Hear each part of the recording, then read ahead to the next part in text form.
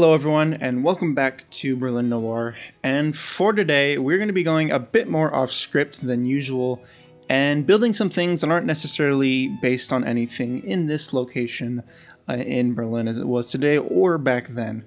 But so this area here is located near the Kaiser Wilhelm Church, and in real life it is where the zoo is located. As you see there, the zoo is quite sizable back then and has really grown a lot since then. To even stretch across the canal there. But if you've been following the channel for a bit, then you know we already have a zoo in the city, and it is located on the northwest corner of the Tiergarten, whereas in real life, and the picture you just saw a second ago, that is actually on the southwest side of the Tiergarten. And I explained my reasoning as to why I put it where it is located all the way back when we originally built the zoo, which was some time ago. But basically, I had built up this area on the basically to the left side. You see the canal there on the left side of the screen, but the area on the opposite side of the canal there was already kind of built up. And for whatever reason, I just wasn't, I guess, looking to building a zoo, or wasn't quite aware at the time, since that was quite early in the series. And as I've mentioned quite a bit, that early in the series, I didn't really have a concrete plan or idea as to where I wanted to go with this series at the time. And, exactly what I wanted to do with this series has definitely evolved over time. But, for a while now, I've definitely made up my mind. And from the input of all you guys, we definitely have a great thing going on here. But early on in the series, it was a little more wishy-washy as far as where were we going with things. So I did build the zoo on the other side of the Tiergarten, and it was a good location because there wasn't anything there compared to the real life location where I already built stuff, and I didn't want to tear stuff down because it looked fine. And I also had the main elevated S-Bahn line running through there, so I thought it would just at the time be too much to undo, and I just wanted to leave it since it looked fine. And so basically, fast forward to where we are now. This area here has been sitting unbuilt for, I don't know, 10, 15-ish episodes now. It's been a bit of a while. But the area here is relatively small. So even if I had wanted to redo the zoo, either copy and paste it from what I've already built, because that's probably honestly what I would want to do, because I think it's, personally, aside from the fact that it's not in the correct location, I think it's a pretty nice zoo. But yeah, it would just been not really doable since this area is rather small. So basically, since I wasn't actually going to recreate anything historically, accurate here, I had, a bit more freedom to do really whatever I wanted. So I still wanted to make a park, just so, to still have some green as though it was still like a zoo, of course. But what I decided to go with here was make a sunken amphitheater. So it might be a bit of a more modern idea, maybe, but I still wanted to have, something underground, or just lower in elevation, I should say, not underground. But, something like for outdoor jazz shows or something like that. But what I decided to do was, since I was, making a jazz amphitheater, I had to, of course, make a drum set for it. So 1920 drums were pretty interesting. The picture on the left there, those four little, I guess, toms you want to call them, but they weren't really toms. They were wooden blocks, but they kind of functioned as modern day toms. But yeah, drum sets back then were very interesting. Of course, the actual modern drum set does stem from this era, but they did evolve quite a lot over time. And especially during this era, lots of experimentation and different variations in stuff going on. And yeah, since I am a drummer myself, I've been playing for quite some time. I wanted to make this a bit more detailed than I guess maybe some people would otherwise make it. But to start, for the bass drum, I used a barrel, converted it to PO, squeezed it together a bit. And then for the snare as well, a metal barrel, which does turn out pretty well, I think. And then for the cymbals here, this is a hi-hat, and I used a oil tanker because just scrolling through my props, I was like, that would work perfectly because it's obviously a metal. The oil tanker looks kind of brassy color, and shrunk it down with PO, and it looks more or less like a cymbal. So that worked out quite well. But yeah, this is just the hi-hat stand here. I have subscribed to this little tiny brick here, which is a very funny asset. The fact that anyone was like, I'm just going to make a tiny little brick. Because why not, I guess. Since, I mean, if you wanted to go crazy with that little thing, you could do, I guess, whatever you want, really. But yeah, what I'm using that for is a little drum pedal. So for the hi-hat pedal, as well as the kick pedal for the bass drum. But so, you know, even though I'm spending a decent amount of time on this little thing here, I didn't want to go too crazy, you know, and make it look like some of the craziest drum sets of the 1920s, like the two pictures that I put up in the beginning of this. But yeah, I did want to make it look a bit more modern. So aside from the larger bass drum, because I did shrink it down though just a second ago, since it was a bit too big, even though they were quite large back then, and yeah, sometimes they were 4 feet tall almost, it seemed on some pictures. That kind of crazy. But I will actually link a video or two in the description of this one old dude playing a bunch of different types of old drum sets from like the 10s, 20s, and 30s, and basically just playing to jazz music. And it's pretty fun to watch, you know, even if you're not a musician yourself, just to see someone who, you know, used to do that in their youth, or, you know, and perhaps as a career too. I'm not entirely sure his history, but, you know, he plays a wide variety of different types of drum sets from those time periods, and he really enjoys playing to the jazz music, and it's quite enjoyable to watch just because you see how much he enjoys it, and, you know, you enjoy it as well. But yeah, I'll link that in the description just in case you want to watch that or a little bit of it. But so yeah, as you can see, the drum set here is quite small. So even though I did spend perhaps a bit too much time messing around with this, since, you know, seeing as it is so small, you're not gonna notice it very much, you know, in the grand scheme of things. But yeah, I wanted to make it look as though this was a complete jazz band up here. So just finishing off the drum set here with a little stool. Of course, I didn't want any sort of backing or arms to it, since you can't really play drums with arms on a chair or a back quite like that. That's a bit too much. But I do add these chairs on both sides of the drum set, which I think I do eventually just put it to the right side, since I wasn't initially subscribed to a piano, since there is a nice piano asset on the workshop. So I do that after this, and I think I added off camera, I believe. So yeah, I do add that, because there's also an animated piano player, which is a cool idea. And I subscribed to that, subscribed to all the necessary mods for that to function, but I couldn't get it to actually be animated for whatever reason. So basically it's just some static dude sitting at the piano, not moving. But I mean, really, it doesn't matter all that much, because if you think about it, an animated piano player is just, you know, his fingers and hands moving around a little, you know, slowly, since I don't think the animation would be that fast. So that's really not that big of a deal, since that'd be pretty hard to notice unless you're looking at it really closely and straight on. So yeah, again, couldn't get it to be animated, but I don't think it really matters all that much in the end. But yeah, I do think this area turned out cool. I wish I could have, you know, people sitting down in the audience, you know, listening, or you know, people more on stage. So, you know, a drummer or people playing, you know, any brass instruments or woodwind instruments. That'd be pretty cool. But there's nothing really on the workshop for that. There are sitting people, just props that, you know, you can plop down anywhere you want to be, you know, sitting on chairs or something like that. They aren't overly like modern, I would say. Their clothing, it is modern, but not too bad. But I did subscribe to those and try them out. They just didn't really fit well, like the way they're oriented and and how they're sitting. It wasn't really doable, having to scale it down, and then had to like squish them for them to actually be sitting down and not have their feet, you know, underground. So that didn't really work out. So, you know, basically you'll just have to go with the fact that, I guess, you know, this jazz show or whatever is scheduled for later in the day or something like that. So that's why it's all set up. but there's no one there or anything.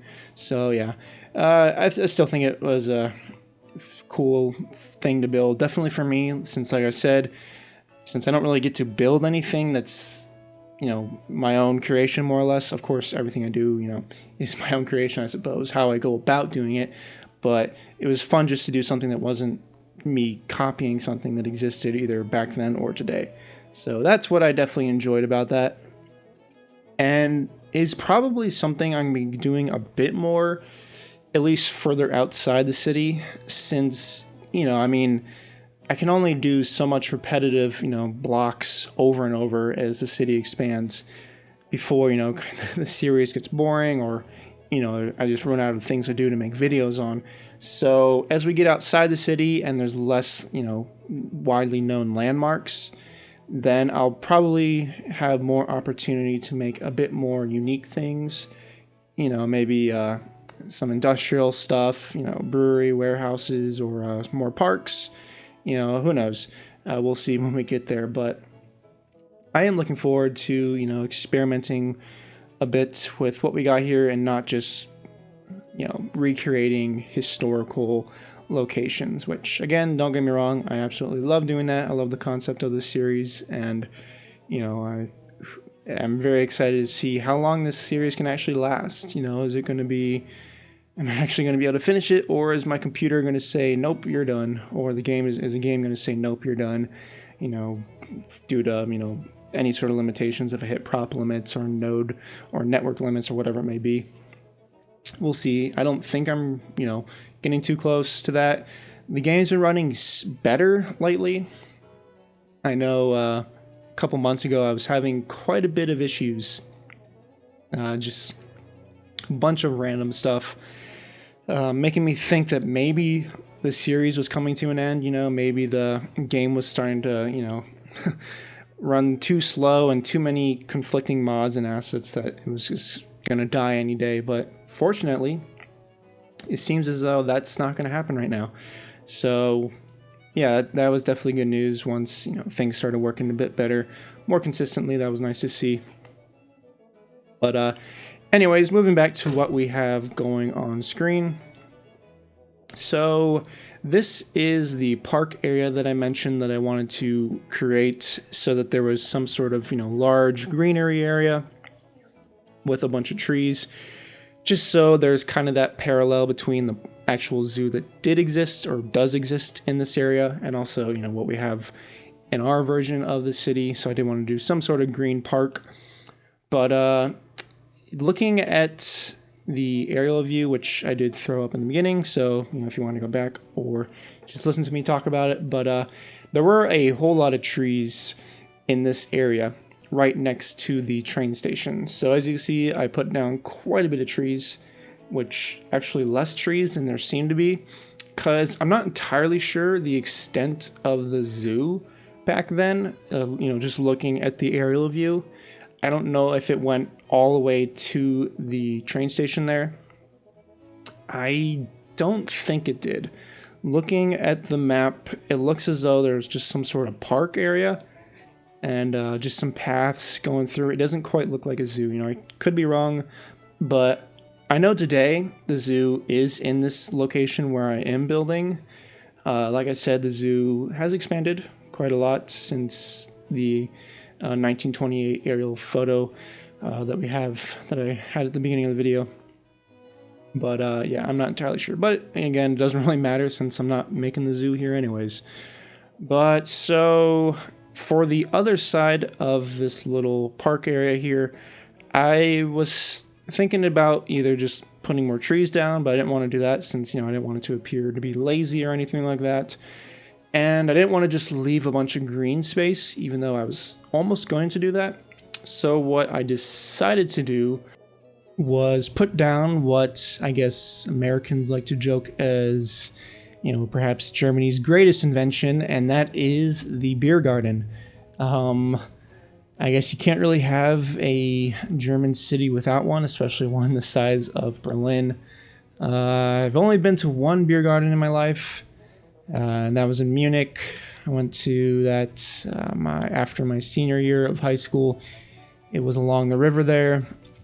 and it was, I'm not a big beer drinker myself, but just experiencing, the outdoors along the river there, and, feeling like a German, I must say, with your big pitcher in hand and along the river there, it was a fun experience, also with friends from school as well. So yeah, that was very, very fun. But yeah, so I hadn't created one yet in the city, so I figured I didn't really know what to put here, so I guess I could put a beer garden.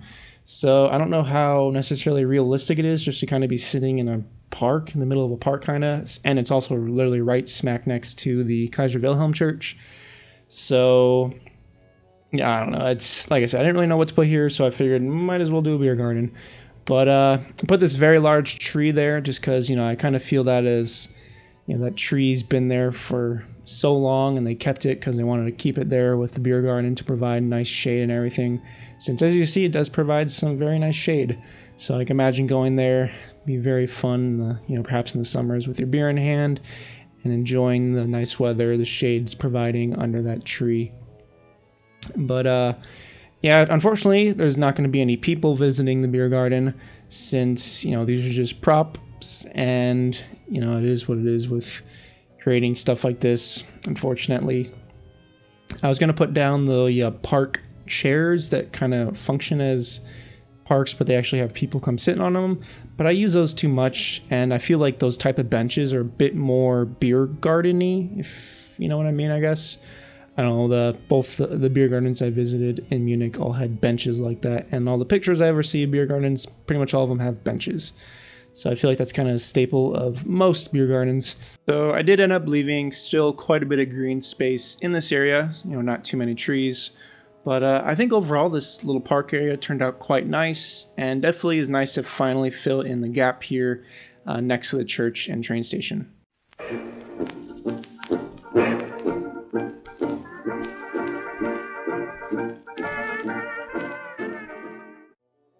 So again, this week we have another patron name location, and for this episode, congrats to my patron Baba Tova on your new location here, the Katzenberg Synagogue. So the synagogue is located in a similar location as one exists in modern-day Berlin, and features a custom sign over the front door in Hebrew that identifies it as a synagogue named after the Katzenberg family. So congrats again to Baba Tova on your location here in Berlin Noir. And if anyone else would be interested in getting something permanently named after you in the city, then definitely check out my Patreon account, and you can get access to this and many more perks by coming on as a patron. But so moving on to the second half of the episode, and we're going to be working on the train station here as well as the side opposite of the train station, so opposite of the park that we just worked on. But so this station here, this Bahnhof, is in real life the one at the zoo. So, I'm not going to call it that since there's no zoo here.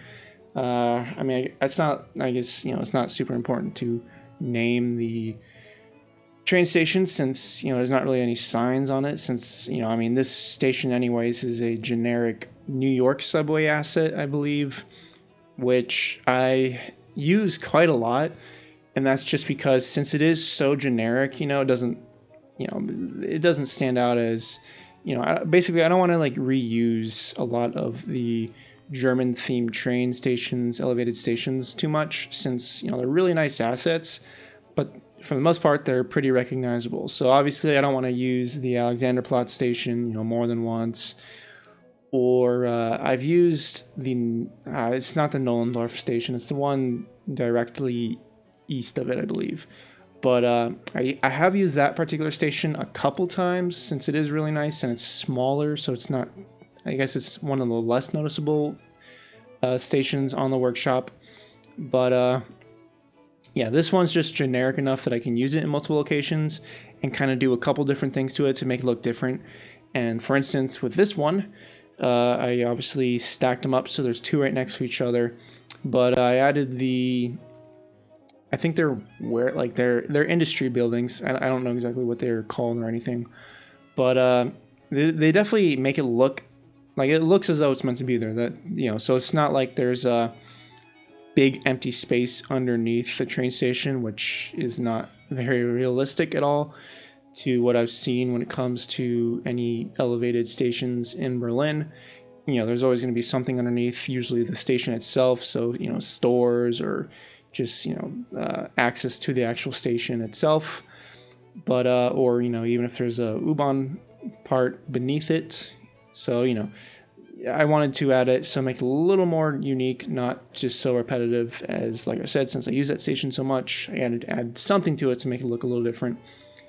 But I do wish there were some more generic elevated stations on the workshop that weren't Japanese. There's a whole lot of generic looking Japanese elevated stations for like subways and stuff, which are really nice assets, but of course they're modern and they are Japanese, so I can't use them.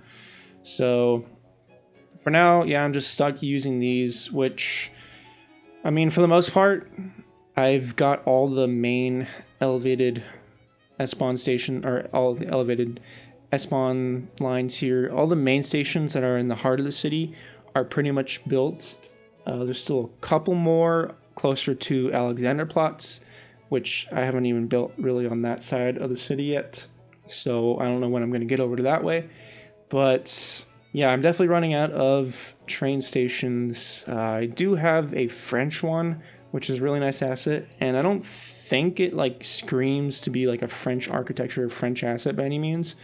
I don't know why I haven't used it or anything, but yeah, I'll have to eventually use that one since it is a really nice asset. And yeah, we're running out of elevated S-Bahn stations, at least in the heart of the city, to build. So eventually we'll get to that. But so moving on from the station there, simple enough to do, really just adding the stuff beneath it. But so this building here, no idea what it's called. I do believe it's German, if I'm not mistaken. I don't know, it could be. But I think it is a relatively new asset, I think. But in real life, there is some sort of government building here. Just something small, like a municipal building, nothing large or overly important. But I did want to put some sort of fancy-ish looking building here.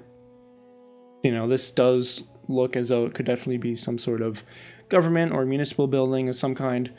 But for the most part, I didn't do too much to it.